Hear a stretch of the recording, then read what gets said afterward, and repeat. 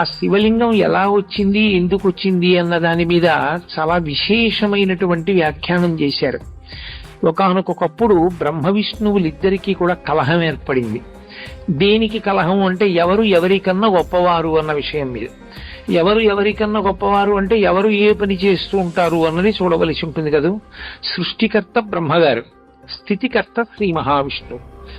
ఈ సమస్త భూతములు నేను సృజిస్తే కదూ వాటిని నిలబెట్టడం అన్నది, వాటిని పోషించడం అన్నది.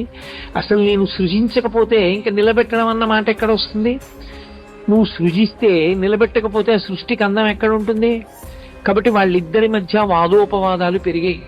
అయితే ఇక్కడ ఒక అనుమానం వస్తుంది. 4 వేదములను 4 ముఖములతో చెప్పగలిగిన వాడు సరస్వతీదేవి యొక్క భర్త, ఇంతటి సృష్టికర్త, లోకానికి పితామహుడు, మహానుభావుడైనటువంటి బ్రహ్మగారికి ఇలాంటి అజ్ఞానం పట్టుకుని లోకాలన్నింటినీ దక్షతతో నిర్వహించగలిగినటువంటి వాడు, స్థితికారుడు, ఎందరో రాక్షసులను దునుమాడినవాడు, దశావతారములను స్వీకరించగలిగిన వాడు, అటువంటి శ్రీ మహావిష్ణువు ఇటువంటి అజ్ఞానానికి వశుడై వాళ్ళు కూడా అహంకారంతో అలా కలహించుకుంటే ఇక వారు ఒక్కొక్కసారి అలా బుద్ధి పతనమవుతుంది అని అనవలసి వస్తే అంతటి పూజనీయమైన స్థానములను ఎలా అలంకరిస్తారనేటటువంటి ప్రశ్న ఒకటి ఉత్పన్నమవుతుంది. కానీ మీరు ఒక్క విషయాన్ని బాగా గమనించవలసి ఉంటుంది.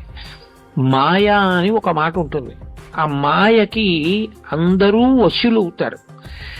శివమాయా మోహితులైన నాడు బ్రహ్మగారు విష్ణువు కూడా శివమాయకు వశులైతే వారి యొక్క బుద్ధి ఎందు కూడా ఒక మేఘం కమ్మినట్టుగా కమ్ముతుంది. అంతేగాని అది శాశ్వతమైనటువంటి వైక్లభ్యము కాదు. ఆ శివమాయా మోహితులయ్యారు వాళ్ళు. ఆ శివమాయా మోహితులయ్యారన్న మాటని శివమహాపురాణంలో వ్యాసుడు ఎన్ని మార్లో ప్రయోగిస్తాడు. కాబట్టి వారి మధ్య అహంకార భేదం వచ్చింది, కలహం ఉత్పన్నమైంది, ఇద్దరూ దెబ్బలాడుకుంటున్నారు. ఇప్పుడు అసలు వాళ్ళు ఏ మాయ చేత అలా అయిపోయారో ఆ మాయాస్వరూపము వాళ్ళకి ద్యోతకము కావాలని పరమశివుడు ఒక పెద్ద జ్యోతి స్తంభంగా వెలిచాడు వాళ్ళ మధ్యలో. అది కంటితో చూస్తే పై వరకు వెలుగుతోంది, కిందకి చూస్తే భూమి లోపల ఎక్కడుందో తెలియదు. ఒక పెద్ద స్తంభం. ఆ స్తంభం ఏమిటి? ఏదో లోహంతో చేసిన స్తంభం కాదు, అది జ్యోతి స్వరూపం. అందుకే జ్యోతిర్లింగము అన్న మాట వచ్చింది.